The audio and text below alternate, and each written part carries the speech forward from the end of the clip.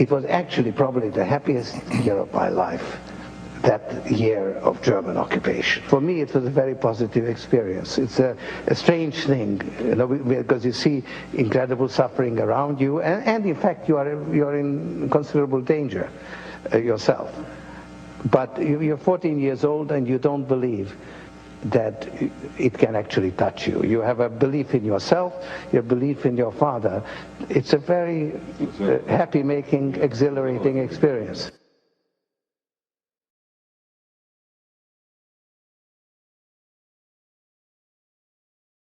My understanding is that you went out with this protector of yours who swore that you were his adopted godson. Yes. Went out, in fact, and helped in the confiscation of property from the Jews. That's right. Yes. I mean, that sounds like an experience that would send lots of people to the psychiatric couch for many, many years. Was it difficult? Not at all. Not at all. Of all the financial titans and philanthropists of the 20th century, none are more complex or mysterious than George Soros. Like Carnegie, J.P. Morgan, and the Rockefellers, he amassed billions through ruthless business decisions, only to turn around and give away most of his fortune to advance his own personal philosophy. He can move world financial markets simply by voicing an opinion, or destabilize a government by buying and selling its currency. He also pledged more aid last year to help people in Russia than the U.S. government did. But now George Soros is worried. He thinks the global economy is coming apart at the seams, and that the world needs to be protected from people like George Soros. We may now think that everything is fine, but the fact is that the system is broke and it needs fixing. What you're doing is asking some form of regulation to protect the world against you. Well, I am a player, and I think all players should be regulated. There have to be rules of the game. Take 81,000 to buy. Buy 48,000. Buy him 69,000 YUM. Right now, his Quantum Group hedge fund moves $14 billion of rich investors' money around the world every day, looking for profits and answering to no one. Soros makes huge bets on whole countries and economies. Last year, when he saw cracks in the Asia boom, he began selling the currency in Thailand. Traders in Hong Kong followed suit, triggering a financial crisis that plunged much of Asia into a depression. In the last 2 years, you've been blamed for financial collapse of Thailand, Malaysia, Indonesia, Japan, and Russia. Yeah, all of the above. All of the above. Yeah. Are you that powerful? No, I think there's a great misunderstanding. The Prime Minister of Malaysia said that the region spent 40 years trying to build up its economy, and along comes a moron like Soros with a lot of money, and it's all over. He called you a criminal. It's easier for him to blame an outside force than to admit that they were mismanaging their economy and their currency. The French finance minister talked about hanging speculators from lampposts. Soros says the Asian currencies would have collapsed even if he hadn't been in the market. They were overvalued. He says people tend to follow his lead because he's been so successful.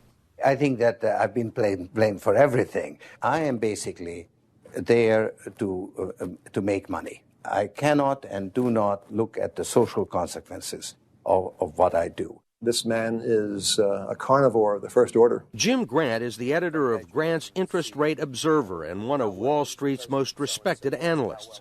He never tires of watching Soros, in part because of the huge bets he's willing to place on his hunches. He has always amazed the people he's worked with at his audacity and his willingness to back up his commitments with enormous sums of money.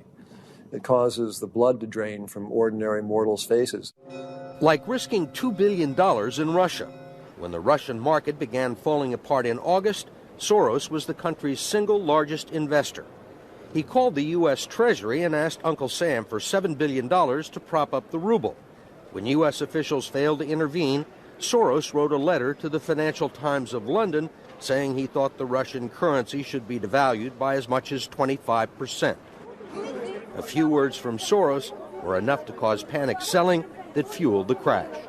What's it like to have a statement that you make have such serious, grievous consequences? I mean, you can, it looks to me like in a number of situations you can take a position against a currency or make a statement, and the whole country falls apart. Well, it's a tremendous sense of responsibility, actually. And it's also a humbling experience because I am actually trying to do the right thing, and sometimes what I do has an unintended negative consequence, as it did in Russia. For both the Russian middle class and for Soros, who lost his $2 billion. Whatever his motivations, no one can accuse him of greed.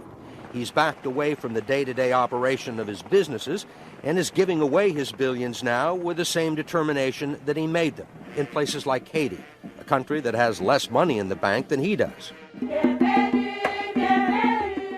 Last month, he brought the First Lady with him for a look at some of the projects his foundation is funding.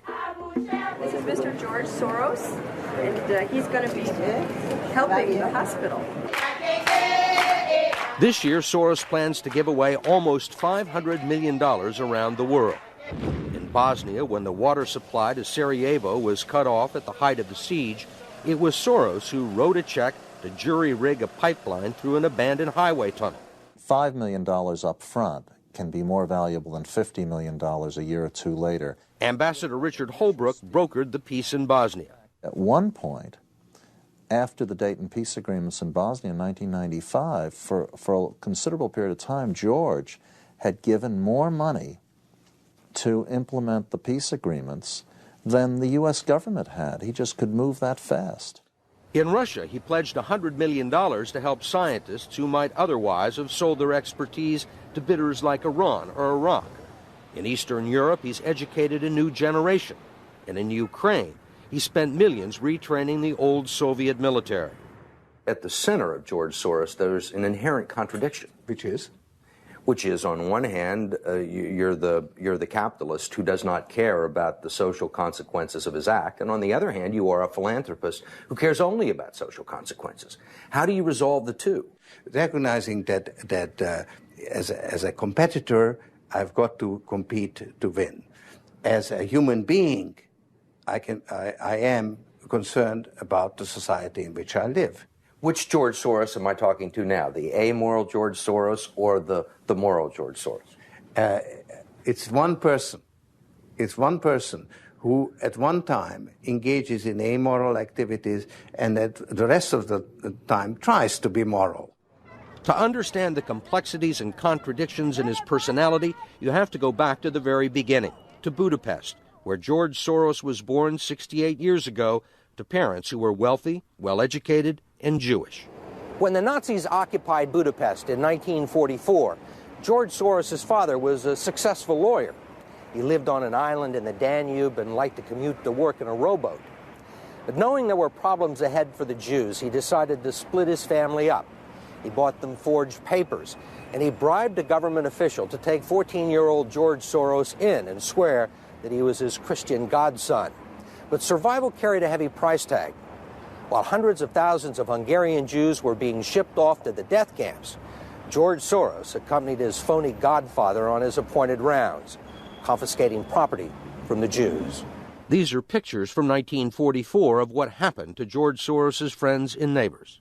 You're a Hungarian Jew who escaped the Holocaust by posing as a Christian. Right. And you watched lots of people get shipped off to the death camps. Right. I was 14 years old. And I would say that that's when my character was made. In what way? That one should think ahead, one should understand and anticipate events, and one is threatened. It was a tremendous threat of evil. I mean, it was a very personal experience of evil. My understanding is that you went out with this protector of yours who swore that you were his adopted godson. Yes, yes. Went out, in fact, and helped in the confiscation of property from the Jews. That's right. Yes. I mean, that sounds like an experience that would send lots of people to the psychiatric couch for many, many years. Was it difficult? Not at all. Not at all. Maybe as a child you don't see the connection, but it created no problem at all. No feeling of guilt. No. For example, that I'm Jewish, and here I am watching these people go. I could just as easily be there. I should be there. None of that. Well, of course, I could be on the other side, or I could be the one from whom the thing is being taken away. But there was no sense that I shouldn't be there, because that was, well, actually, funny way, it's just like in markets, that if I weren't there, of course I wasn't doing it, but somebody else would be taking it away anyhow. In other words, whether I was there or not, I was only a spectator, the property was being taken away. So I had no role in taking away that property. So I had no sense of guilt. Are you religious? No. Do you believe in God? No. Soros told us he believes God was created by man, not the other way around, which may be why he thinks he can smooth out the world's imperfections. When we went with him to Ukraine, he was treated like a visiting head of state and was received by the president.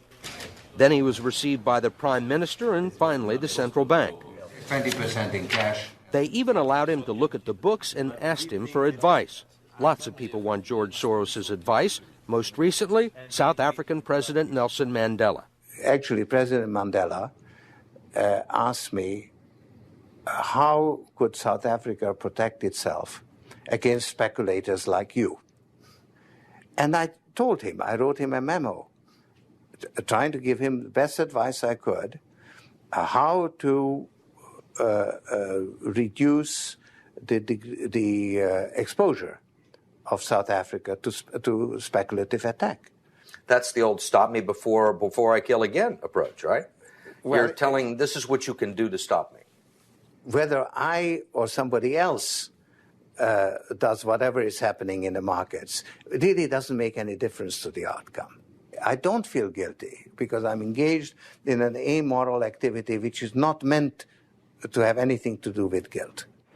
Part of the reason he is so rich is that the Soros hedge funds operate offshore in the Netherlands Antilles to avoid scrutiny by the Securities and Exchange Commission. So even while Soros tells Congress and the Treasury that hedge funds must be regulated to stop the global crisis, he's avoiding the rules. Why is it that Americans can't invest in the quantum fund? It's an offshore fund. Why is that? Because the fund is not registered with the Securities and Exchange Commission.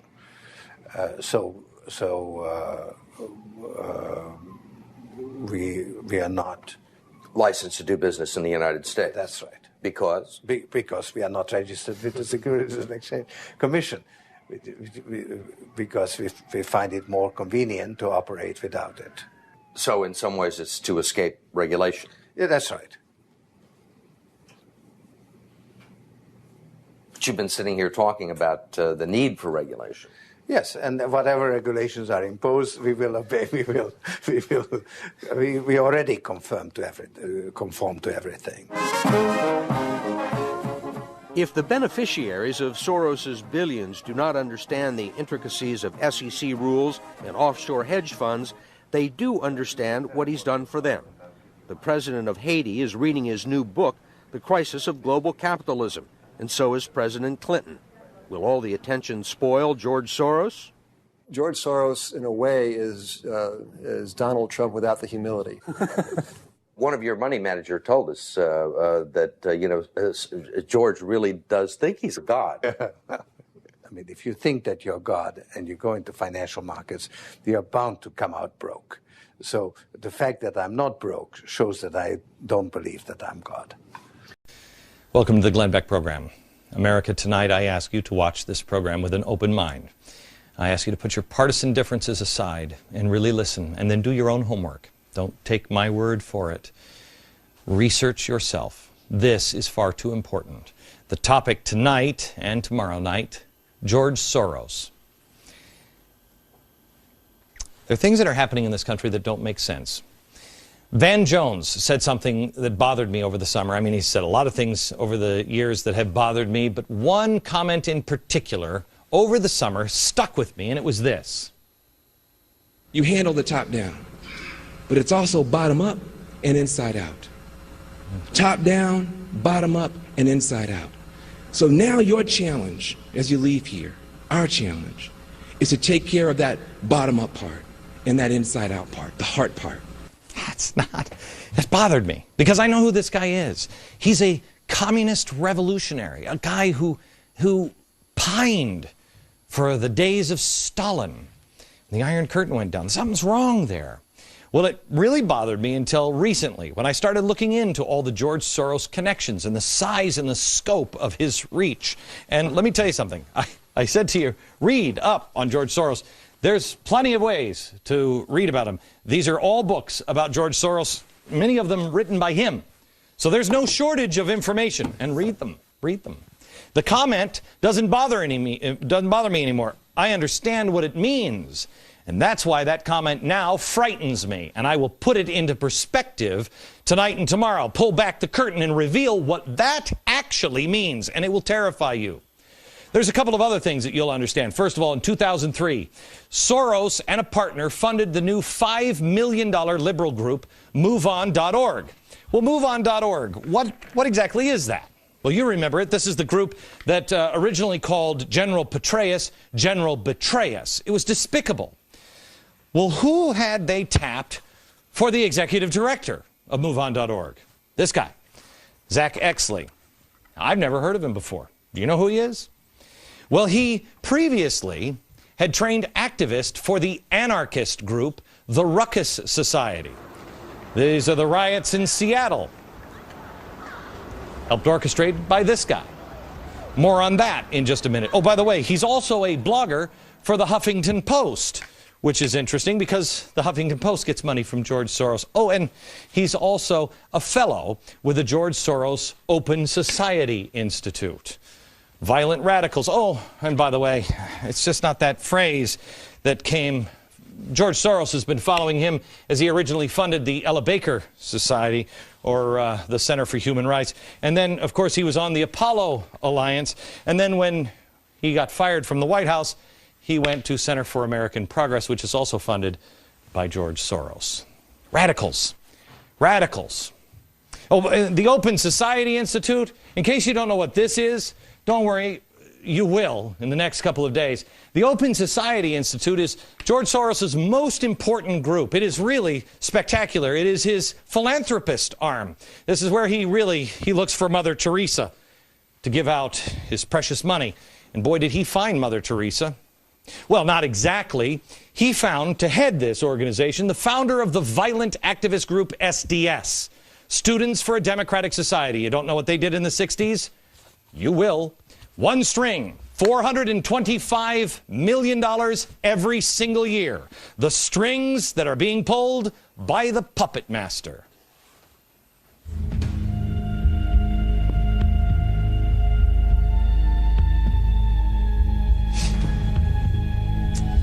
Hello, America. There are a few working parts to a puppet show. There is the puppet master here. There's the stage. There's the audience. There are the strings to each puppet. And then there's the story. But there's also why. Why is the story? Why is the show happening? What is the puppet master? What is his motivation? Is it for the money? Is it for entertainment? Is it personal gain? What is it? Make no mistake, we are watching a show. The stage is the world. It's television, it's newspaper, it's speeches, it's the political elections, it's what's happening in Washington. You are the audience. And like any good show, they do have one goal in mind. They want you to feel something. But most shows don't have a hidden meaning behind it. They just want you to laugh. They want you to be entertained. This one, not so much. At the end of the show, you have a choice to make. They want you to get up from your seats. Of course, they have in mind what they are planning on you choosing, and they are just using this stage to try to make the case and convince you of it. It's really propaganda. Here's the propaganda book. Here it is.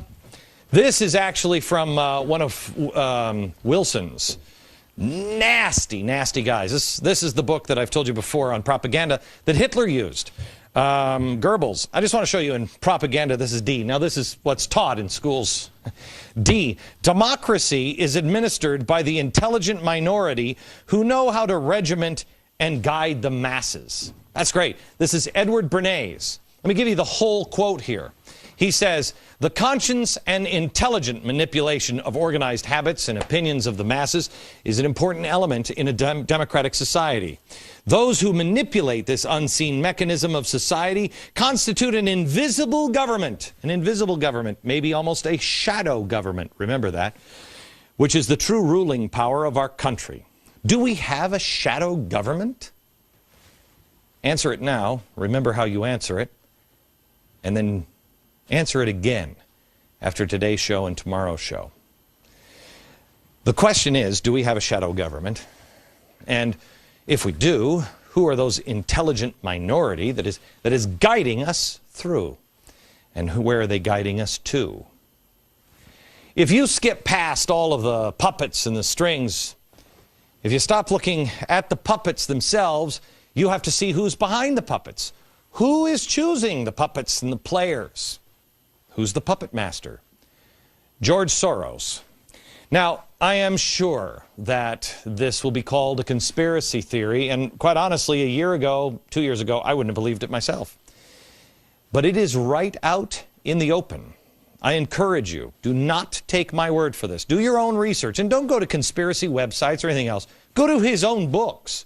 Go to the biographies written about him. Go to things that are well documented, like 60 Minutes, things that are well known for their accuracy. We have all of the materials that put this show together at glennbeck.com and in my free email newsletter. I want you to see the footnotes on this program. Do not take anything I say as gospel tonight. I want you to decide for yourself. I want you to question with boldness. Is George Soros a man who says, yes, you will be perfect and you will be perfect? Is he really a puppet master? And if he is, how does he control? How does he control? Well, let's start with this. Let's just take a couple of examples here on what George Soros has said and then see if there's any connection to anything. Soros spoke at Columbia University. He talked about an urgent need for campaign finance reform. I want you to remember, questioning our elections is important to George Soros. You'll understand in about 20 minutes. Well, he wanted to have campaign finance reform. He thought it was important. He spoke at Columbia University about it. Well, Open Society, his little group, Open Society, started by the guy with SDS, it was one of only a handful of groups who spent $123 million to push finance reform. Soros, quote, said, do something about the distortion of our electoral process by the excessive use of TV advertising. So he wanted to make sure that lies couldn't distort things. Well, it wasn't long after that speech at Columbia University that, lo and behold, Senator Russ Feingold, a progressive, and a few months later with John McCain, a Republican progressive, came with a proposal in hand for what would eventually become the McCain-Feingold Act. The irony, if it is that McCain-Feingold ultimately led to the explosion of 501c3 groups, which can advertise at will. 501c3 groups.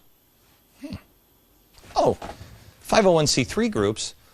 You mean like Sojourners, or Color for Change, or the Tides Foundation, or Media Matters, or People for the American Way, or MoveOn.org, Center for American Progress, the Apollo Alliance, Elder Saker for Human Rights. You mean those things? You see, we had the McCain-Feingold Act, and then mysteriously, almost unbeknownst to everyone, those groups became very powerful, much more powerful. And guess who controls most of the most powerful? George Soros.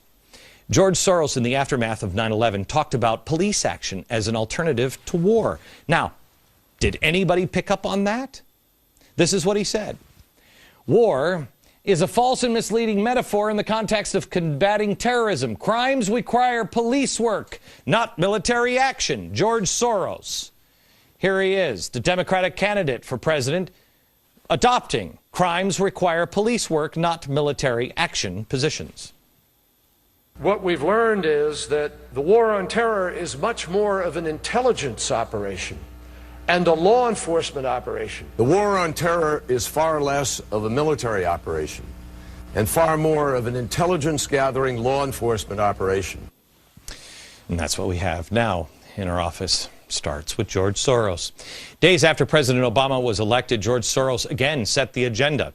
He said, quote, "I think we need a large stimulus package which will provide funds for state and local government to maintain their budgets because they are not allowed by the Constitution to run a deficit. For such a program to be successful, the federal government would need to provide hundreds of billions of dollars. In addition, another infrastructure program is necessary. In total, the cost would be between $300 and $600 billion range."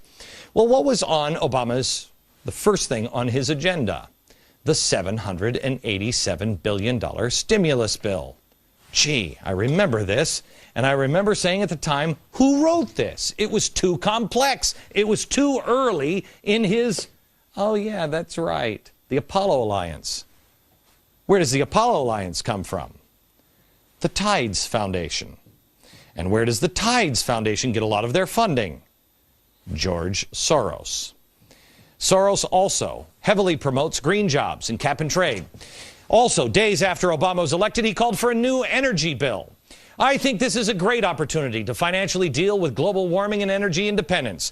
The U.S. needs a cap and trade system with the auctioning of license for emissions rights.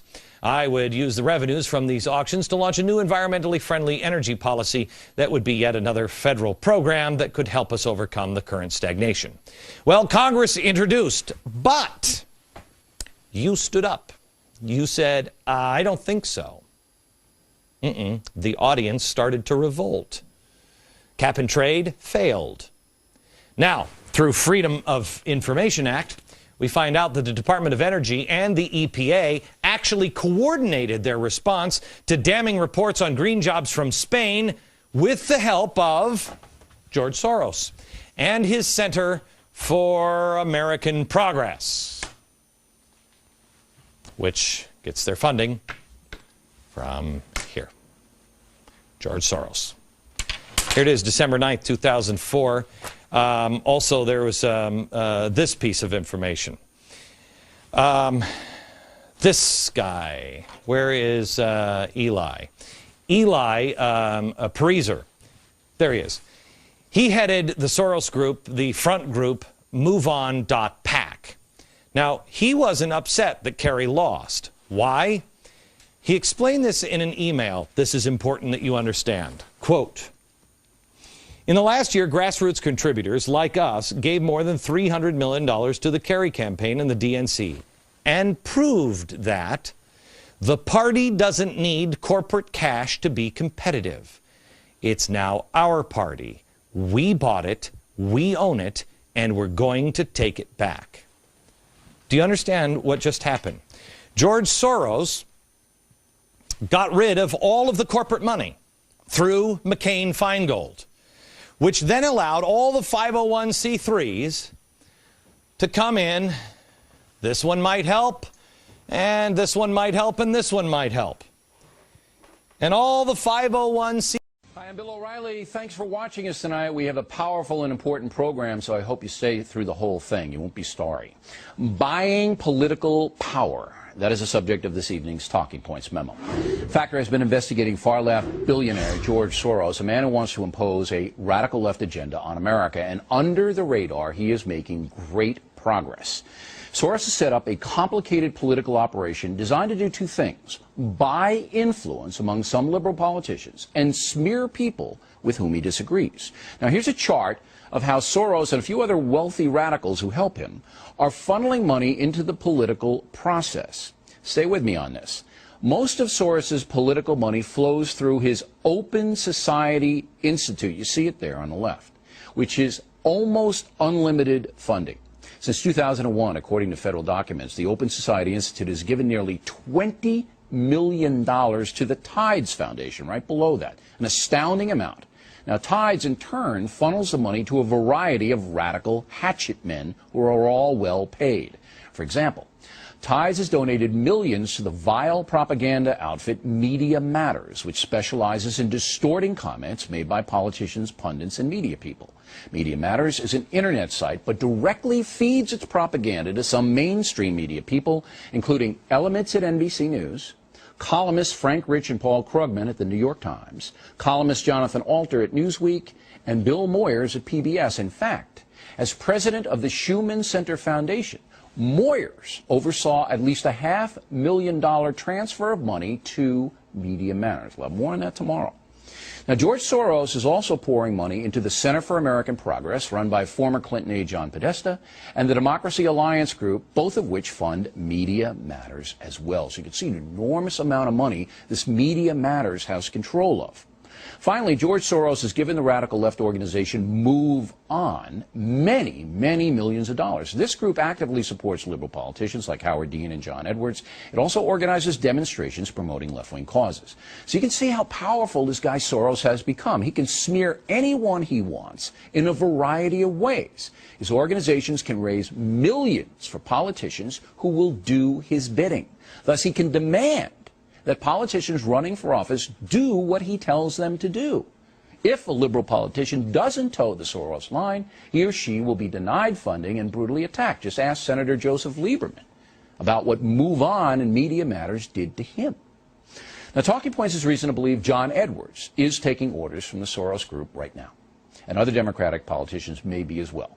The goal of George Soros, Peter Lewis, Susie Tompkins Buell, and other radical financiers is to buy a presidential election. By that I mean find and fund a candidate who will tacitly do what he or she is told to do. In the past, big business has been accused of doing just that. Now it is the likes of George Soros, an extremist who wants open borders, a one-world foreign policy, legalized drugs, euthanasia, and on and on. My book, Culture Warrior, documents the Soros policy and his tax-evading businesses located in Curacao and Bermuda. The really frightening thing about all this is that most Americans have never even heard of George Soros. This is off-the-chart dangerous, but completely legal under the McCain-Feingold Act. In the weeks to come, we'll have more on Soros and his operations, including naming more of the mainstream media that is actively helping him, which includes Rosie O'Donnell. And that is the memo. Now for the top story tonight, reaction to our investigation. Joining us now from Atlanta, Phil Kent, author of the book Foundations of Betrayal, How the Liberal Super-Rich Undermine America. And here in the studio, conservative radio talk show host Monica Crowley. Monica, begin with you. Did I leave anything out? No, I think you were right on. And you know what? This is an incredibly well-oiled, brilliantly orchestrated machine. And as you pointed out, it's also a brilliant way to get around the campaign finance laws in this country. You have one guy in George Soros. You had mentioned big business had been criticized for this stuff before. Here you've got all of this power in the hands of one guy because he's got $1 billion fortune where he can put his money wherever he wants. The problem is twofold. Number one, transparency. This guy's been able to fly under the radar for a long time before you just exposed him because the mainstream media protects him because they're on the same ideological Okay, and page. also because it's a complicated, you see where the money flow goes. Can you put that chart up again? Because it goes through 3 or 4 places before it gets to the intended source. Exactly, but you know, this is a web, but it's not a particularly tangled web because, as you pointed out in this chart, you can trace it back 2 or 3 organizations away from George Soros. He's not even making an attempt to keep his fingerprints off of this. And the other point too, Bill, is accountability. So you have transparency, okay, which he's trying to obfuscate with this kind of web, but also accountability. So he can finance websites like you mentioned, Media Matters, other organizations that will go out there and smear right-wing politicians, smear right-wing pundits and commentators and so on, and there's no accountability because it's floating out there on the web. But we live in a thing of freedom of speech. Now, Mr. Kent, you know, you got to admire Soros for coming up with this organization. I mean, you know, he's made billions by doing this in business, by being in Curacao and Bermuda and France, where he was convicted of a felony. And he knows how to do this. He knows how to move the money around and use it to gain influence. And now he set his sights on changing the basic fabric of this country. Well, that's right. George Soros is really the Dr. Evil of the whole world of left-wing foundations. In fact, one of his most chilling quotes a few years ago was that the main obstacle to a stable and just world is the United States. He really hates this country, and he funds these things, as your chart points out, and open borders, and even radical Islamic groups that defend suicide bombers. So this guy is all over the map. I didn't have that on there. Now, what's the radical Islamic group that defends suicide bombers? The American Arab Anti-Discrimination Committee Research Institute is a Soros recipient, and they've actually defended suicide bombers. And I've got this in my book, and how he funds La Raza, the race, the open borders advocacy he funds group, La Raza, we know that. Now, what is the intrusion of the mainstream media? Because you have some pretty big names. Bill Moyers. Wednesday night, he's going to take a big shot at the press on PBS. We know he's in bed with Soros. Rosie O'Donnell, not taken seriously, but certainly a platform every day on ABC. New York Times, two of their main columnists, Newsweek magazine, Jonathan Alter, and NBC News, where it's pitiful, but they have commentators that basically take exactly what Soros gives them and spit it out over the airwaves. That's a lot of power, is it not? It's a lot of power. Soros really does believe wealth controls culture, and he wants to really control the political scene in the United States and the media. And as your chart points out, it's very chilling, the groups that he is funding through the Open Society Institute. You know, the assets alone of this private tax-exempt foundation are over $175 million. Wow. And as you point out, he loves the Tides Foundation, a big left-wing tax-exempt foundation. I didn't know it was that high right now, 175 million tax-free. Now, Monica, if you're like Lieberman and you're a moderate Democrat, Soros could put a big hurt on you fast. That's right. I mean, I mentioned right-wing commentators, right-wing politicians, but if you are a moderate, responsible Democrat who happens to take a different point of view than George Soros, you are just as much of a target. Now, we believe that John Edwards has forged some kind of a arrangement with Soros. I can't prove it beyond a reasonable doubt, but his actions are pretty much dictated by Move On. He's absolutely right in with those people. Have you seen that? I have heard that reported, Bill, and you know that's the real danger here, is that there are campaign finance laws on the books to prevent exactly this, to prevent a politician from being held in the pocket by a fabulously rich guy like George Soros. Yeah, I mean, this is off the chart. That's right, Really and then if you don't toe the line, you run the risk of being cut off by somebody like this. Well, and attacked, and you do not want to court that danger, not if you're running for president. And they don't stop at you. They'll go for your family. They'll go for anyone. Ms. Kennedy, I'm going to give you the last word, but are there any Republican or conservative groups that rival Soros? You know, I tell you, the research that I compiled in my book, if you take the top 3 conservative tax-exempt foundations, they're totally dwarfed by Soros and the Radical Ford Foundation. It's probably 15 times more of the assets. Remember, MoveOn.org and Soros spent $5 million alone in anti-Bush ads in 2004. They have got clout. Yeah, it'll be 4 times, 5 times that much in the 2008 election. Monica, Mr. Kent, thanks very much. We appreciate it. Next on the rundown, once again, the mayor of San Francisco says he will not obey the law. And later, the Factor did not use the Alec Baldwin tape. We will explain why we decided not to use it. Upcoming.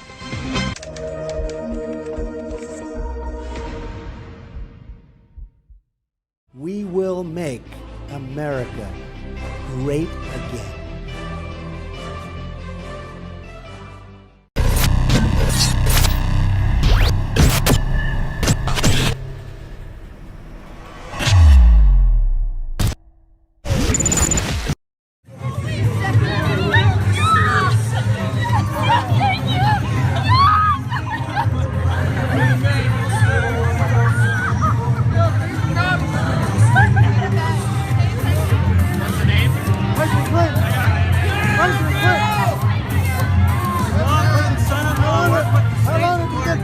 George Soros.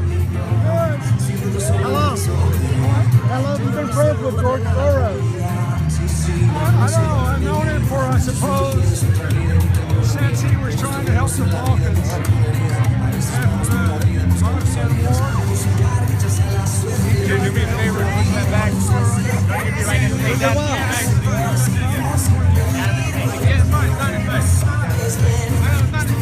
But nearly half of your financial sector donations appear to come from just two wealthy financiers, George Soros and Donald Sussman, for a total of about $10 million. Move on, and Soros have given almost 90% of their funding to Hillary. Now, they're giving about 10% to Sanders to have some control in case he beats her. But they're all in, basically, 90% for her. So that's confirmation. So this is a big deal, folks. I think everybody in the country has now heard about these violent protests in Chicago, which are being blamed on supporters of Bernie Sanders. Alex, this is a false flag. These demonstrators are flying under a false banner. They are not Sanders supporters by and large. This is an operation directed by supporters of Hillary Clinton, paid for by George Soros and Move On, by David Brock at Media Matters from America, also funded by Soros, and also by the reclusive billionaire Jonathan Lewis. We have a right to speak. I mean, we are law-abiding people. We're people that work very hard. We're people that have built this country and made this country great.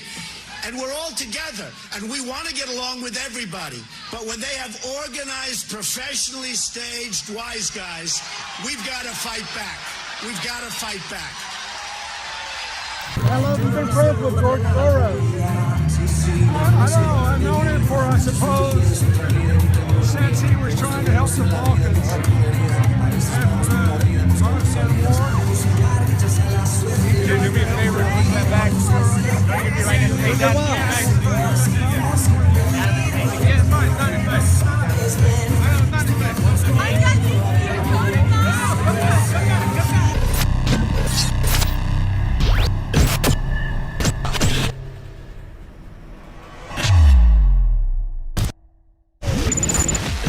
The globalists have controlled the mainstream media for a long time, but now they're expanding and making the weaponization even more vicious and deceptive. All the major networks are state-run. We are partnering this year with the NFL. The NFL has become a political weapon against the Second Amendment and pushes Obamacare. MSNBC tells us that our children belong to the state. We have to break through our kind of private idea that kids belong to their parents or kids belong to their families and recognize that kids belong to whole communities. It is more important than ever to realize that we are not the alternative media. We are the true media. The establishment dinosaur press is dying. We are in an information war, and we are losing that war. Join us at InfoWarsNews.com and PrisonPlanet.tv. Members can share their memberships with up to 11 people. By subscribing, you will literally be buying war bonds in the info war to expand our operation in the face of the tyrants. Join us at PrisonPlanet.tv.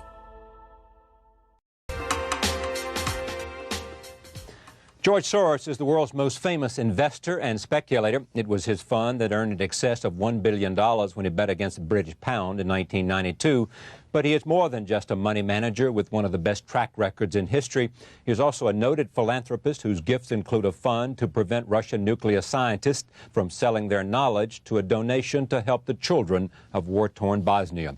Through his Open Society Fund, he has set up foundations throughout Eastern Europe with the hope of assisting those countries towards more free and democratic societies. It is a pleasure to have him back at this table for more conversation because there's a new book called Soros on Soros, Staying Ahead of the Curve, which is a reflection of his philosophy about business, his philosophy about philanthropy, and his philosophy about an open society on the basis of some interviews done with him by Byron Wayne of Morgan Stanley. Welcome back. Let me first talk about the Eastern Europe. Sure. Give me your report card on what you think both your own foundations have been able to accomplish and how the political and economic situation is there in terms of Poland and Hungary and Czechoslovakia. Well, it's very mixed. I think that a great opportunity to move that whole region towards what I call open societies has been missed. And there's now, in many places, a tendency to develop some new form of totalitarian regimes. Well, totalitarian is too strong a word, but authoritarian regimes based on nationalist ideology in combination with newly emerging business interests. And that is the sort of classic recipe for fascism. Now, you know, I don't want to overstate the case, because there are many countries like exactly Poland, Hungary, the Czech Republic, that are sort of really moving towards Europe. And the case in Russia, of course, is up for grabs. It's very much a struggle which way it's going to go. But there are other countries, like, for instance... Between democratic forces and how would you characterize the alternative? Well, it's sort of a new authoritarian regime based on nationalism. Right. This is the... Zhirinovsky and others who think right, like he does. Zhirinovsky is fading, right. But maybe Levitt is rising. Right. But whoever wants to win the elections will have to take a somewhat xenophobic, anti-Western point of view, because people have been very disappointed by the changes which have occurred. Well, in fact, Bill Safar, in a column today in the New York Times, pointed out that Boris Yeltsin, in order to win re-election, may become very strongly anti-Western in both the convention, both NATO as well as the conventional arms agreement. When Yeltsin went to Poland the first time, he quite agreed to Poland joining NATO, and then his advisor said, "No, you can't let that go." And of course, the objections on Bosnia are very largely, you know, playing to the domestic audience, to the ethnic community who's a domestic force in Russian politics. Although, frankly, people in Russia don't give a damn about Bosnia. I mean, this is just grandstanding. It's not a real issue in Russia. They care about Chechnya. People deeply care about what happened in Chechnya. Bosnia is not an issue that is discussed outside Parliament. And they care about Chechnya to the detriment of Boris Yeltsin and blame him for what happened. People are very upset about that horrible incident. Yes. But does he win re-election, you think? Well, it's too early to say. First, you've got the parliamentary elections, and there is a hope of you know, sort of a democratic center with this Chernomyrdin party, and Yavlinsky is doing well in the polls. But I'm afraid that the anti-reform elements may predominate. Yavlinsky is someone you admire very much for his economic ideas. Well, altogether, I have great respect for him, because he's one man who actually stands by his ideas. He's really remained, let's say, clean in a society where very few people have been able to.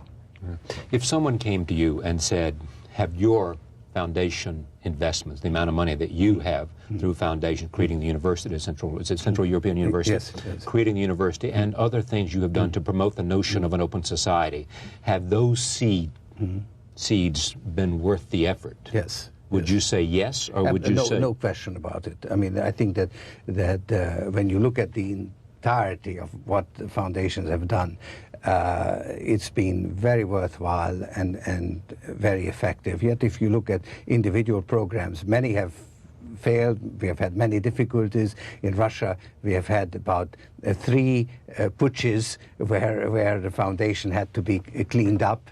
So it's been one long struggle with lots of difficulties, but when you look at the results, very rewarding. Philanthropy for you is more rewarding than anything you do?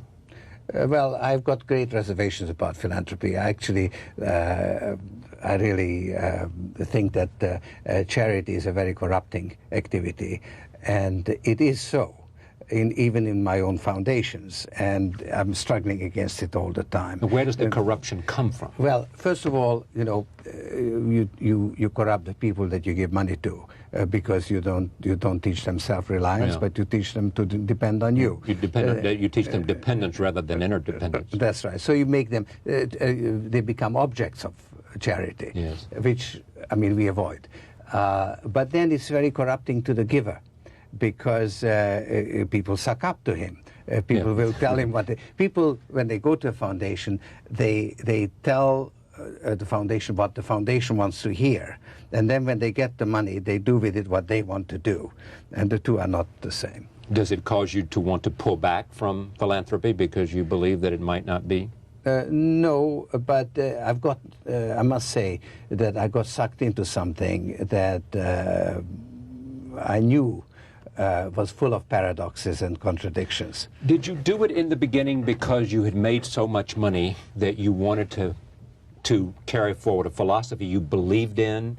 Well, it had to do with that, in the sense that when I made more money than what I needed for my own good, I thought, how can I serve the public good? But until quite recently, the foundations have not been driven by money. In other words, it wasn't that we had to give away a certain amount of money. Unfortunately, it hadn't also been that we didn't have money to give in case there was a good cause. So it was really the merit of the particular project that mattered. Let me talk about the business end and come back to the philosophical end for a second. There has been much talk about your comeback. During the bad times of certainly the beginning of '95, I guess, when did the comeback begin, when you began to once again connect? Well, no, I don't. No, I think this shouldn't be taken out of context. We have had, several patches. We have an average performance of something like 35% over the last 20 odd years, 26 years.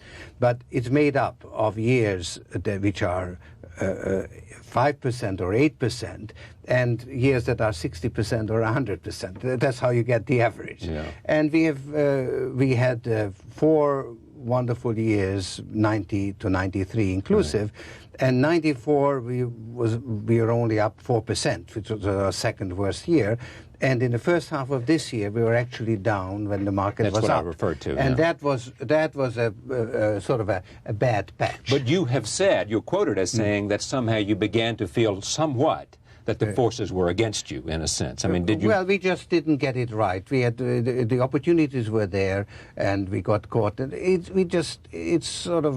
didn't hang together, but we got it together now. All right, but stay with me though. Let me explore this, because there is something I think for people to say. What happened when you were on such a roll that you began to hit the rough patch? Right. What did it do to you, and what did it cause you to question, and how did you come out of it? Well, first of all, I'm immune because I've now got a young team. I know. They do all the work, and I'm very supportive, and I worry for them.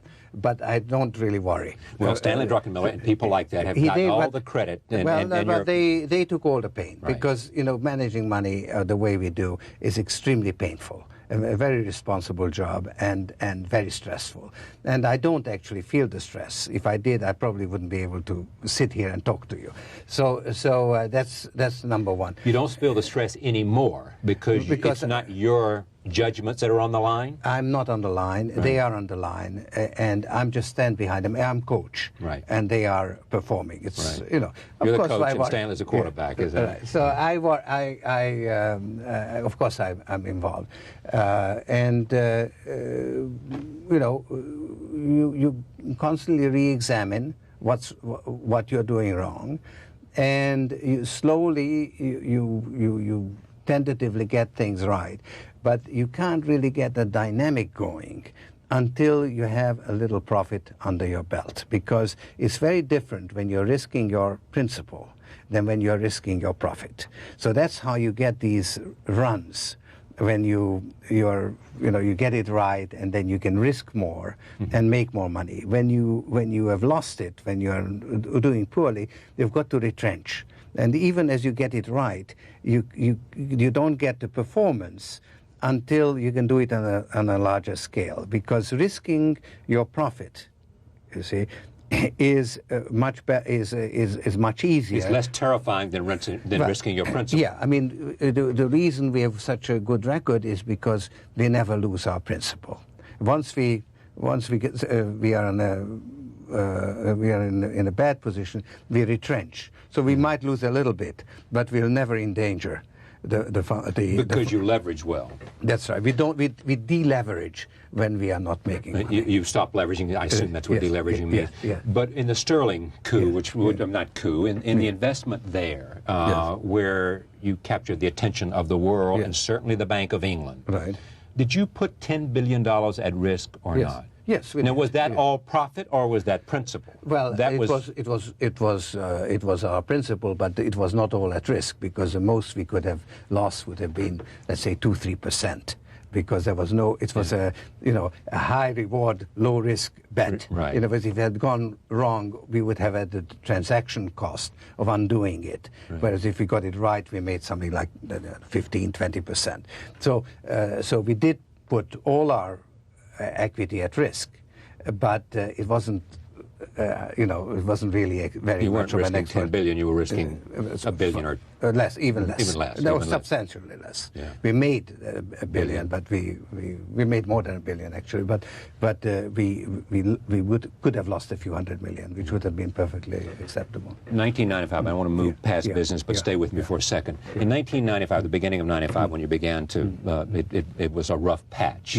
Did you change your ideas about macro investing and looking at everything at that time? Did you call into question any part of your philosophy about investing or your practices over the previous 25 years? Not the philosophy, not the approach, but every one of our position was very much re-examined. Yeah. And actually one of the things we did was to focus more on individual stocks, and not just the macro, because the macro is one bet. You see, whereas if you select particular stocks, you have a thesis concerning an industry or a company, then you have, let's say, a division of risk, so you can do a little more. Yeah. When your philosophy about equity investments when looking at a company has to do with management, has to do with. Right now it does, because this is an era of high capitalism, if you like, where the interests of the shareholders rule supreme, and managements pay a lot of attention to the interests of the shareholders. And if you can and that's the change you find, that there's much more of a sensitivity to shareholders and return to shareholders than been in the past. That is correct. And therefore, if you can identify managements which are changing their attitude, or where there's a change of management, you can be very well rewarded. Yeah. You say this is a golden age of capitalism. It continues. Yes. What is it about where we are economically in the world, looking at it globally, that makes you optimistic about capitalism? Well, don't put words in your mouth. No, please don't, because I'm not so optimistic. In fact, I'm pretty sure that this golden age is not going to last forever, because it's built on false foundations. We've had a similar period, let's say, at the end of the last century, and it didn't last. You had global markets. Money didn't move as fast as it's moving now, but it moved just as much. It was very similar to what we have today. In fact, it was more stable than what we have today, because first of all, you had the gold standard as opposed to the fluctuating currency system, which is much more unstable that we have now. And secondly, you had an imperial power, England, that was the main beneficiary of this global trading system, the City of London. And they were perfectly willing to send a gunboat or two to faraway places in order to, put down the native, keep the natives in place. To maintain the empire. That's right. We don't have that now, because the United States is the sole remaining superpower, but is not the main beneficiary of this global trading system. And therefore, we can't be the policeman of the world. We can't afford it. We don't want to be. And therefore, there is no policeman. And there's no imperial power. There is no balance of powers as you had during the Cold War, when you had these two superpowers sort of keeping each other in check. So you have a vacuum, a power vacuum. You have instability. And this is actually one of the main points I make in the book. This cannot last like this. We actually need an international security system. And the trouble is that the United Nations has failed just at a time when it would be most needed. Bosnia being one perfect example. Bosnia has been to the United Nations as Abyssinia was to the League of Nations in 1935. It showed that the League of Nations doesn't work. Proved its impotency. That's right. And this is an issue for us, particularly for the United States, because we created the United Nations. It's our design. We are the leading power, but we say the United Nations failed. They failed. Yeah. It's us that have decided not to. For a number of reasons, including the fact that the rest of the world, and certainly the Western world, Japan and Europe, Bosnia being one small example, is looking to us for leadership. Yes. Is that just a failure of this administration or failure of a mindset in America about our role in the world? I think it's a bipartisan issue. Right. I think that the Republicans have to make up their minds whether they want to support the United Nations or not. I think that, and if they don't, what role are we going to play in the world? Stay with me on that. In terms of Bosnia and what the Clinton administration has done, are you supportive because of your concern for what's happened to the children of Sarajevo? Look, I think that we did finally. You see, when actually the survival of NATO became an issue, because NATO got involved and it lost its credibility, and for us, maintaining the credibility of NATO is what really moved us. And also to help Clinton in his re-election campaign, because I think strong in foreign policy. Yeah, because there was a great weakness there, so he had to do something. Well, it just once we took action, it seems to have an effect. I mean, it has moved the situation dramatically. Now, unfortunately, it happened too late, and while it is beneficial in the sense of bringing the end much closer, the damage that has been done, it cannot be undone, and we must really recognize this as a terrible failure and learn from it, because basically what we have done has been to allow the ethnic principle, the principle of ethnic cleansing, to prevail. And whether it's practiced by the Serbs or the Croatians, or well, actually, the real victor in this situation is Croatia, which has become a nation state with less than 2% Serb population, and there's been 180,000 Serbs that have been expelled from Croatia. Now, with little opprobrium from the world. Yes, and I think that that is an issue. I think that it cannot be undone now. I think it's a fact. But what kind of Croatia you're going to have is very important, and this is what we have to pay attention to. But let me come back to the United States and what we might do. The United States, you think, began to say we have to do something different in order to rescue NATO. Right. Which was clearly ineffectual and being called into question. And we're now talking about NATO expansion. Yes. What can be done now, in a sense, not with respect to Bosnia, but about the future of NATO? What has to happen? And has the United States, by these actions, in a sense, recreated well, it has saved a military arrangement that has no mission like it had in the Cold War? You're putting your finger on it, because I think it has saved NATO, but the mission of NATO, what is it supposed to do, remains unclear. Is it directed at Russia?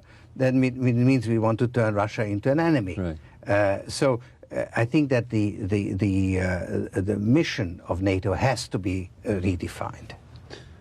And what might it be? I think that that they ought to stand to protect open societies, basically, and we ought to generally, in this part of the world particularly, care about what kind of regime prevails in a country. In other words, our attitude to Russia should be different depending what kind of regime it is. Is it a democratic regime, or is it an authoritarian regime? It's not, Russia in this geopolitical chess board, that... Well, but let me take that along. So let's assume it shifts to a totalitarian regime. Right. And moves away from any kind of democratic regime. Right. How should our posture towards that regime be different? Well, I think that our posture should be different before it shifts there. In other words, in order to promote one area or the other, one direction or the other. That's right. I mean, we had an incredible opportunity to help that part of the world to move towards democracy. That opportunity is now greatly restricted because it's now, we are 5-6 years into the revolution. So again, you can't go back in time. But still, we could learn from the mistakes we made in the last 5 years and still work towards strengthening democracy in that part of the world. Was it difficult for you, because of your own experience in that area, to, over that period of years from the fall of communism and the fall of the wall and the decline of those regimes, to sit back and see opportunity and not watch, because I don't think the administrations, whether it was Bush or Clinton, seemed to know exactly what to do, and secondly, to know that they had the will of the people to do it in terms of investment? Well, you see, I didn't sit. I actually threw everything I have into it, and I'm very satisfied having done it. I would have liked to influence policy, and I tried. I tried to get to Bush before he met Gorbachev in Malta, which I thought was the last time really to change the direction from the outside. I was unable to do that. So I think that I've succeeded in everything, not everything, but in most of the things that I could do on my own. And I failed in influencing the policy. But today, Strobe Talbot is the principal, the Deputy Secretary of State, is the principal architect of our policy towards Russia. Yes? Yes, yes. You have, he listens to you. He does. He does. So you have influence on the part of the principal policymaker, not only towards Russia, but towards Eastern Europe. Yes. Right? No, I do now have access. No question. We actually work together. The country where I'm most engaged and we are really working together is Ukraine. Yes. Because there was a chance to change the direction. The country was sinking, it was disintegrating, it was failing. And a new president was elected, and for the first time, the West, under American leadership, had the wisdom to say, we will invest $4 billion if there is a reform program. So that, and now Ukraine has changed. Now, it's early days, it's very tough. I'm very engaged on working on it, and we have good working relations with the American government, with the international institutions. And I'm hopeful, finally, in this one case, we are doing the right thing as much as one can from the outside. When asked, is your opinion also that we ought to push forward with NATO expansion regardless of what the Russian government says? I think it's I think that the issue is, the question is raised the wrong way. Let Europe admit Poland and Hungary to the European Union. Security will take care of itself.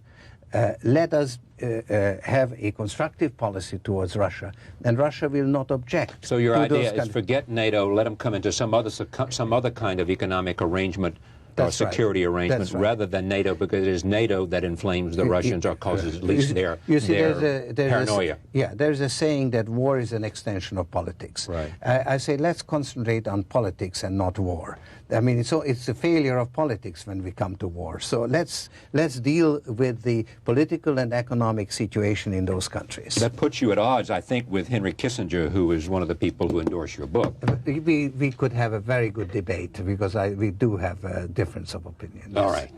Let me come back to the world economic situation. You believe that you're bearish on the economic future of France and Germany.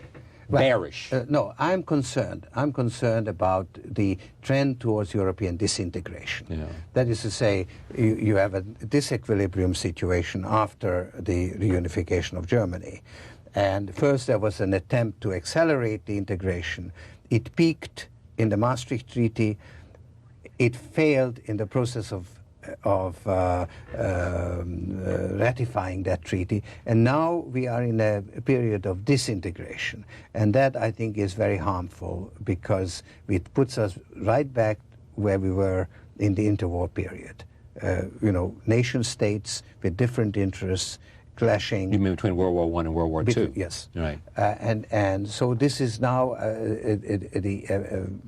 disturbing disintegration of the European Union. But you have said you're bearish on the economies of France and Germany. I read that over the weekend in the Washington Post. No, I'm bearish on the French stock market because Germany has a sort of set very stringent conditions on budget reductions.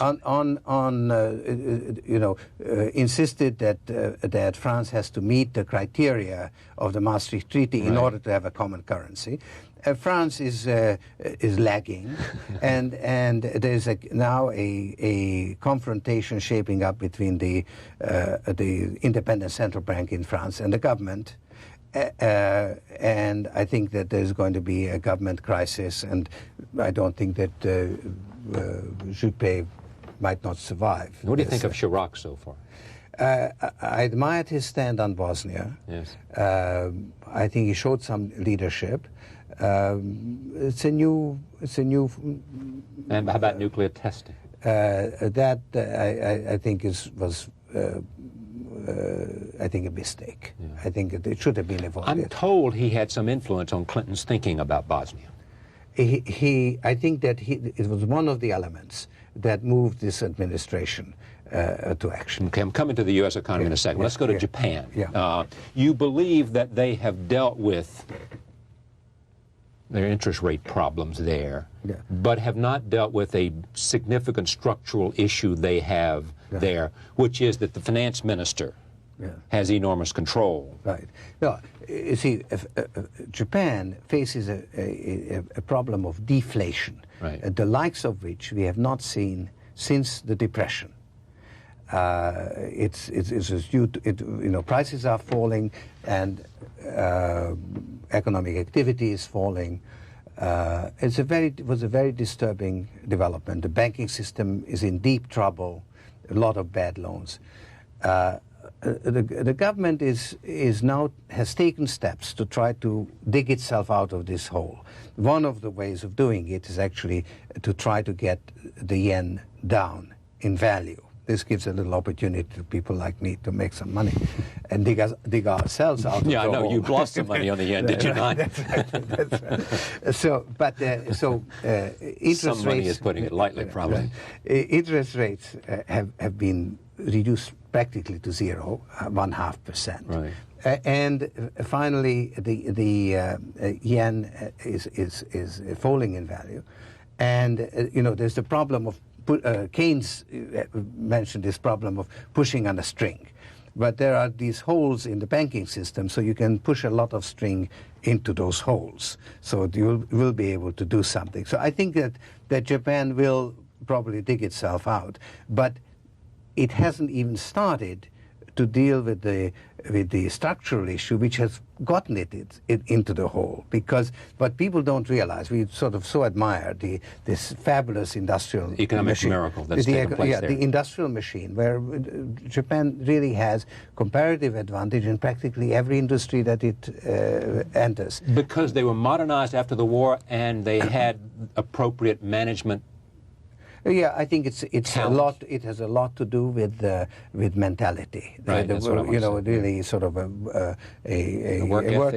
work ethic, and in a way, sort of a feudal mentality, which is good for producing, but not very good for trading, not very good for playing financial markets. For that, you need a different mentality, a commercial mentality, and that they don't have. And because of that, they have this financial machine, which is under the control of the Minister of Finance. It's run by bureaucrats and operated by bureaucrats, and they have actually frittered away practically all the wealth. Oh, the profits of the industrial miracle. That's right. So there's this tremendous failure next to the tremendous success. We've been mesmerized by the success. We haven't paid attention to the failure. How about China? What's your feeling about China and all the talk about the potential of China, both as a market because of 1 billion plus people, Well, I have a little theory about China, and that is that the communist regime will be swept out of power by an old-fashioned capitalist bust. What do you mean? Well, because basically the regime has lost the mandate of heaven, so as they call it, namely the trust of the people, and is now tolerated because it delivers economic advance. Right. And it does it because by it's opened itself up to capitalist. Yeah, it attracts foreign investment, Right. which is the engine driving the. And if ever that engine goes into reverse, then you're going to have political trouble, which will push the foreign investors further into reverse, which will then create further political problems. So you could have a political and economic collapse together. Well, might it happen when Deng Xiaoping dies, after all, when he dies, because of the competition among... I think he's essentially dead. Yeah. I think he's dead. So I think that... I don't want to say that essentially dead. I mean, clearly... it's to all intents and purposes. So I don't know how. I'm not sufficiently close to it to be able to have a more concrete sense of it. But that's an interesting idea, that because that if the economic force brought by capitalism should falter, that's right, then it's the only thing that's propping up this regime, because they have no political viability. They would say, I suspect, yeah, we do. We have an army, and that's how we maintain our power, and that's how we stay in power. That is true. That is true. You know, so we don't need any other kind of power. Yes, but I think that power, as Mao Zedong said, you know, power comes at the end of a gun barrel. That may be true, but that is irreconcilable with economic progress, because the army is a drain on the economy, and actually it is in China, I think, quite a severe drain. Also, I mean, the notion is, I mean, someone said to me the other day, you know, the reason that they want to sell, although they've canceled the contract of selling to the Iranians, was because so many of the people there's so much corruption at the upper levels who are taking advantage of those economic profits. Well, you know, and that corruption might become exposed. The second generation of the sons are the new entrepreneurs. Yeah, of course, it's the same in Russia. The United States. You think we have successfully managed a soft landing? That's right. You know, and the future, therefore... I think that our economy is in very good shape. Inflation is under control? Inflation is under control. The economy is not going into any kind of a recession. It's not overheating. There's a lot of increase in productivity. I think that this whole technological revolution, the information revolution, incidentally, it means that our cost of living index is out of whack. We have been overstating the cost of living, and if we reduce it, that would relieve the budget of the COLA, you know, and that cost I think, of living adjustment. Yes, right. and that I think has great, very bullish implications for the market. Now, until I read you had said that, I had no idea about this notion that inflation is 1% less. Yes. You know, is this widely discussed or thought about, or is this simply an argument that you have? No. It is. It has been a commission, and it's very much in the works. It's a question whether it is really as much as 1% or not. But you have said it'll save us $160 billion. That's right. You know. That's right. Yes. That's not somehow it's not in the market yet. Yeah. Why isn't this a ringing endorsement of President Clinton? Actually, it is. I mean, if that's the issue, he's done well for the economy. It ought to work for him in the elections. I think he has a reasonable chance of getting re-elected, actually. Yeah, I do too. Even though I am extremely critical on his failure on the foreign policy But do you side. believe he's coming around, though? I mean, he's had recent foreign policy successes. I mean, people will look at Haiti, they'll look at Ireland, which is not entirely his, but he played a role in that. You've got the Middle East, where there's an additional now, phase 2, on the West Bank. I mean, there are a number of things that people are saying, while you don't win elections on foreign policy, what you do is erase notions that you don't know what you're doing. That's probably right. That's probably right. I find it rather hard to take that that's the only motivation that seems to be driving the administration, because I think that we have greater responsibilities in the world. Are you supporting him or not? I supported him last time, but I can't at this point. I can't because of our foreign policy failure. But I may revise my view. I haven't decided how. Do you have? You don't have a candidate then? No, I don't have a candidate, and I don't intend to mix in domestic politics. I think that I do have a foreign policy agenda, but it's really a bipartisan agenda, and I don't think I can advance it by sort of taking sides. Let me talk about you and your biography, which we have talked about before on this program. Born in Hungary. When you were 14 years old, your father taught you, you say, in a masterful way, the art of survival. Yeah. What did you mean? Well, because, this was the German occupation. We would have been taken away and killed. And he had enough sense, because of his previous experiences, to realize that the normal... What do you mean his previous experiences? Well, he was a prisoner of war in Russia, right. And he escaped, and he lived through the Russian Revolution, and he came back from that a changed man, because he saw this turmoil, fighting, and I mean he went through a horrendous experience, and that taught him a lesson which then came in very useful. He in turn taught me a lesson which came in useful to me. Which is the art of survival, which is... Well, it's basically that there are times when the normal rules don't apply. You see, the way you've looked at the world is just not applicable because the world has changed. It's a revolutionary situation. When has it been applicable in your life, and when has it been employed in your life? Well, it was certainly had this experience with the Nazi regime, then the communist regime, the beginnings of the communist regime, and then actually I've kind of specialized on these far from equilibrium situations in the financial markets. That's been my specialty. But explain more. In other words, changes, you see, people generally play with a certain set of rules. Right. And I am particularly interested in changes in the rules of the game. And so I'm looking for the new game and the new rules, how they are played. So because I'm attuned to that, I can sort of sometimes anticipate or understand these periods of regime change when something really new is happening. Let's say anything to do with technology, let's say internet is something really revolutionary. It's something probably comparable to the invention of printing, and is happening currently. Now that changes a lot of things in technology stocks. And was that the reason for the investors' enthusiasm for Netscape? That's right. That's right. No, that may be, of course, an exuberance, but still, that is far from equilibrium. That's a revolutionary change.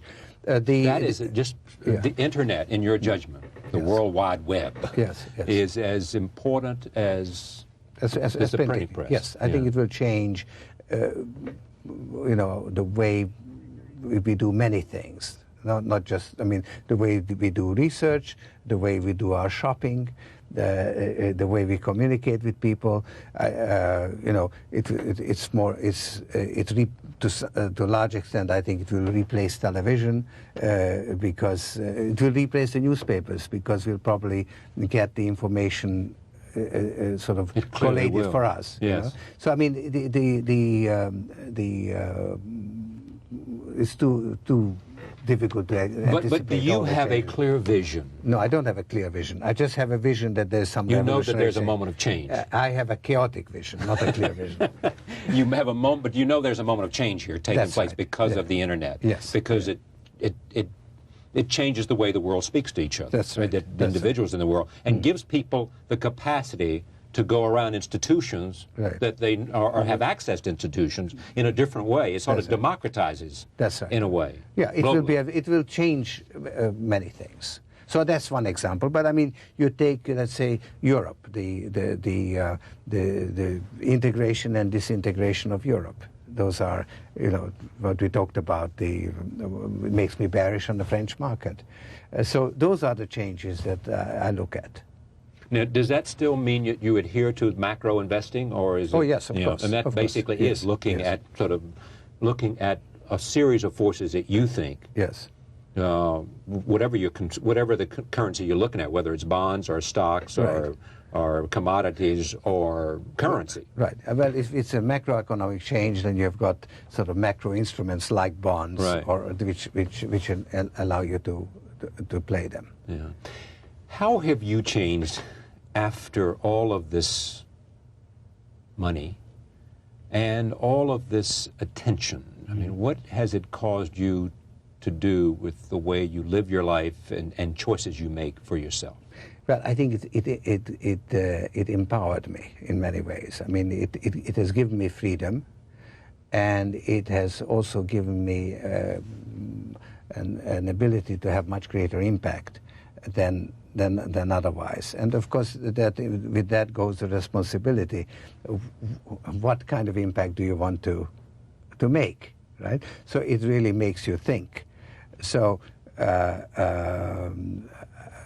I've become, let's say, a more effective person, but now I've become also a more reflective person, because my own life has changed, and I need to think things through again. And actually, the book is an attempt to do so. But this is thinking out loud in terms of questions about who you are and the philosophy. You have suggested one role model for you was John Maynard Keynes, and both because he was an investor and a theoretician, because he had a Keynesian philosophy about the way the markets work. Yeah, I mean, it's just sort of, I was asked, well, I know, do you but have any models? So, I mean, you know. I'm not suggesting you're comparing yourself to Keynes, but you look at someone who had a life and you say he was a philosopher. I think that's a full life, you see, to actually to participate and to think, to interact. I mean, for me, thinking and understanding is the most important thing. But for many years in my youth, you know, I was deeply involved in profound philosophical questions, and I went on over and over the same questions until I was really spinning my wheels. I wasn't getting anywhere. Then I entered the real world, and I moved forward, you see. My wheels grabbed on, and that has enabled me to bring my own thinking forward. So let's say the conceptual framework which I outlined there, I formed it in my student days, but I've developed it a lot further, you see. So I think that I'm, you know. What did markets teach you about your philosophical framework? Well, it was a laboratory where I could test my ideas. And because it is a hard-headed, very realistic laboratory. Yeah, it's a hard taskmaster. Yes, you see. you know. So there is such a thing as reality. Okay, there's one should realize, and funny thing to say that the market is reality, because it seems to be so far removed from reality. But that is actually a very good example of what reality is, because all the false ideas and misconceptions that we have, and which play in the market, is part of the reality that we have to think about. So the role of misconceptions is tremendously important in forming reality. You see, that the reality of the market is infused by your recognition of all the misassumptions that go into it. You see, one of the major misconceptions, which we sort of started with the Greek philosophers and then was reinforced by science, the success of science, is that our thinking is here and reality is there. And there's a correspondence between the two. You know, we try to understand what's out there.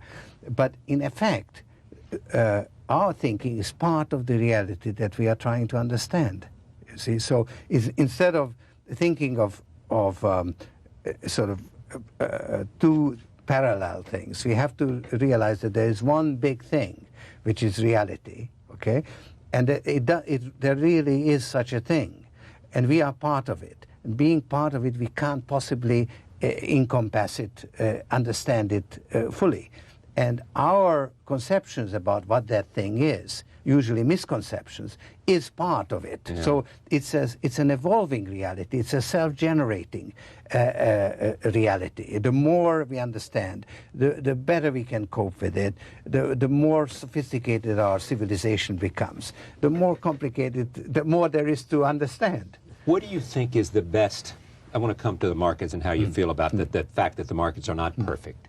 Well, let me go to that first. Yeah. You think the markets are not perfect? Well, I think one of the misconceptions prevailing is that you know, there's such a thing, rational expectations, right. Efficient markets, and so on.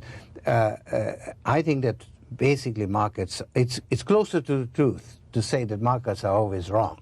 Yeah. Than to say that they're always right. Okay? They're not always wrong. But yeah, it's closer to the truth. You also think there should be some regulation of markets. And while we have regulations from country to country to country, there is no regulation, in a sense, a global regulation. No, well, see, what I put forward is that financial markets are inherently unstable. And to preserve stability, it has to be the objective of policy to introduce or to preserve stability. And in fact, we have the central banks whose job it is. We have the SEC that oversees the securities market. But we now have a global market, and we don't have global institutions. And we still need regulation. And we really have to do something. But I should point out that the Quantum Fund is an offshore fund. Yeah, well, I know what I'm speaking about. I can tell you. I don't mind regulation as long as it doesn't single out our fund. As long as it applies to everyone equally. It's okay to regulate, but don't regulate offshore funds. No, it's all right to regulate offshore funds as long as they are not singled out. You know, and particularly we are not singled out. For reprimand or for punitive. Right, okay. Right. You would like to see some regulation of derivatives. Yes. Yes, I think that clearly the instability in the yen showed that options can be very disruptive. They were very disruptive in the '87 crash. You know, that portfolio insurance was the use of a derivative. And it was recognized, and then so-called circuit breakers were introduced. So I think that there is a need to recognize that derivatives can be destabilizing because they bring about trend-following behavior, automatic trend-following behavior by the people who have sold the options. And when the market goes against them, they have to engage what is called dynamic hedging. Yeah. Do you worry when you look at the Barron's Bank situation and the situation in Japan that there are throughout the world that there are these rogue traders who can cover their mistakes without being detected for a period of time? I don't think it's anything new. I think they've been around since the 18th century, or even in antiquity. So is new the volume? Is that what's new? The stakes, the money? Even maybe the size of the defaults are, because the size of the institutions is different. I think we have always had those little mishaps, and we'll continue to have them. And we have a lot of regulations and internal controls, and it's only when they break down that you have these incidents. You are, what, 60-something, right? 65. 65. What do you want to do with the rest of your life? What is it that you hope you can accomplish? Whether you live 30 years or 5. Yeah, you know, since I'm a believer in an open society, I think this is an open-ended question. You see, you may change tomorrow. No, what I mean is that I really don't know. I mean, I have a sense of direction, how far I can go. Maybe this is it. maybe I've just peaked right this minute. Yeah, well, but I mean, but what's the opposite side of it? I mean, what is the open-ended is in terms of what you think? You don't know the answer in terms of how whatever influences you can bring to bear. Yes, well, I really, you see, having engaged in a lot of action in the last 5 years, I'm now really entering a period of reflection. And I was focusing, let's say, on Eastern Europe. I now realize that there's something fundamentally flawed or missing in our open societies. There's like what? Well, there is a crisis of values and a lack of cohesion, a lack of a common purpose. And people are groping for it in different ways. And I see the need for it, but I don't know the answer. You see, I don't know.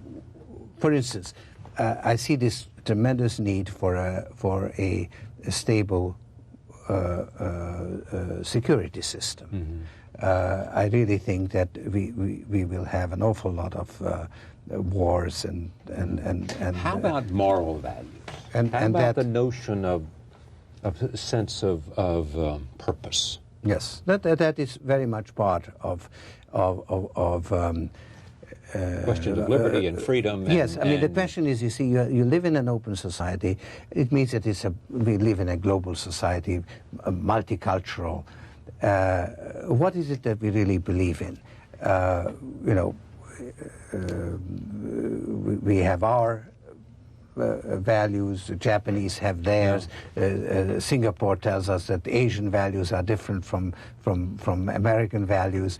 There has to be something, you see, that unites us, something that we stand for. And I have this rather difficult notion that what unites us is that there is the recognition that our understanding of the world in which we live is imperfect. And we have to have respect for each other's opinions. That there is a reality, but there is a pluralism of values. And that pluralism is a good thing.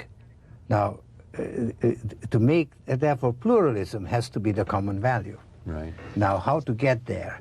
You see, we have it enshrined in our Constitution, freedom and so on. But it doesn't apply on a global scale. It only applies to our country. And it's said these things we hold self-evident. Well, it isn't self-evident. We somehow have to come to this conclusion. You see that freedom is worth preserving. That it needs to be preserved. That it won't survive without our willingness to fight for it, to make some sacrifices for it. So there has to be, let's say, a common ground for which we are willing to stand. To stand for. Soros on Soros, staying ahead of the curve, is a conversation between George Soros and Byron Wien of Morgan Stanley. I thank you, in which it talks about philosophy and business and politics. Thank you for joining us for this time. It's been a pleasure to have you here again. We thank you for joining us. Look forward to seeing you next time. Introduced, but you stood up. You said, I don't think so. The audience started to revolt. Cap and trade failed. Now, through Freedom of Information Act, we find out that the Department of Energy and the EPA actually coordinated their response to damning reports on green jobs from Spain with the help of George Soros and his Center for American Progress, which gets their funding from here, George Soros. Here it is, December 9th, 2004. Also, there was this piece of information. This guy, where is Eli? Eli Pariser. There he is. He headed the Soros group, the front group, MoveOn.pac. Now, he wasn't upset that Kerry lost. Why? He explained this in an email. This is important that you understand. Quote, in the last year, grassroots contributors like us gave more than $300 million to the Kerry campaign and the DNC and proved that the party doesn't need corporate cash to be competitive. It's now our party. We bought it, we own it, and we're going to take it back. Do you understand what just happened? George Soros got rid of all of the corporate money through McCain-Feingold, which then allowed all the 501c3s to come in. This one might help, and this one might help, and this one might help. And all the 501c... No imperial power, there is no balance of powers as you had during the Cold War, when you had these two superpowers sort of keeping each other in check. So you have a vacuum, a power vacuum. You have instability. And this is actually one of the main points I make in the book. This cannot last like this. We actually need an international security system. And the trouble is that the United Nations has failed just at a time when it would be most needed. Bosnia being one perfect example. Bosnia has been to the United Nations as Abyssinia was to the League of Nations in 1935. It showed that the League of Nations doesn't work. Proved its impotency. That's right. And this is an issue for us, particularly for the United States, because we created the United Nations. It's our design. We are the leading power, but we say the United Nations failed. They failed. Yeah. It's us that have decided not to. For a number of reasons, including the fact that the rest of the world, and certainly the Western world, Japan and Europe, Bosnia being one small example, is looking to us for leadership. Yes. Is that just a failure of this administration or failure of a mindset in America about our role in the world? I think it's a bipartisan issue. Right. I think that the Republicans have to make up their minds whether they want to support the United Nations or not. I think that, and if they don't, you know, what role are we going to play in the world? Stay with me on that. In terms of Bosnia and what the Clinton administration has done, are you supportive because of your concern for what's happened to the children of Sarajevo? Look, I think that we did finally. You see, when actually the survival of NATO became an issue, because NATO got involved and it lost its credibility, and for us, maintaining the credibility of NATO is what really moved us. And also to help Clinton in his re-election campaign, because I think strong in foreign policy. Yeah, because there was a great weakness there, so he had to do something. Well, it just once we took action, it seems to have an effect. I mean, it has moved the situation dramatically. Now, unfortunately, it happened too late, and while it is beneficial in the sense of bringing the end much closer, the damage that has been done, it cannot be undone, and we must really recognize this as a terrible failure and learn from it, because basically what we have done has been to allow the ethnic principle, the principle of ethnic cleansing, to prevail. And whether it's practiced by the Serbs or the Croatians, or well, actually, the real victor in this situation is Croatia, which has become a nation state with less than 2% Serb population, and there's been 180,000 Serbs that have been expelled from Croatia. Now, with little opprobrium from the world. Yes, and I think that that is an issue. I think that it cannot be undone now. I think it's a fact.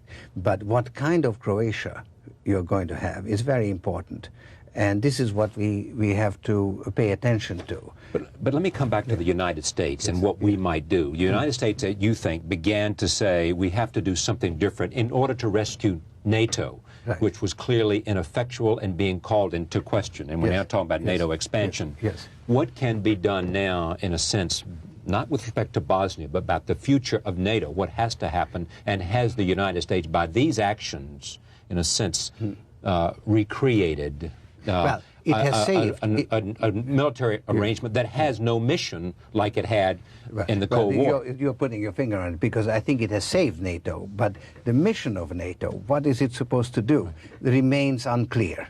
Is it directed at Russia? Then it means we want to turn Russia into an enemy. So I think that the mission of NATO has to be redefined. And what might it be? I think that that they ought to stand to protect open societies, basically, we ought to generally, in this part of the world particularly, care about what kind of regime prevails in a country. In other words, our attitude to Russia should be different depending what kind of regime it is. Is it a democratic regime, or is it an authoritarian regime? It's not, Russia in this geopolitical chess board, Well, but let me take that along. So let's assume it shifts to a totalitarian regime, and moves away from any kind of democratic regime. How should our posture towards that regime be different? Well, I think that our posture should be different before it shifts there. In other words, in order to promote one area or the other, one direction or the other. That's right. I mean, we had an incredible opportunity to help that part of the world to move towards democracy.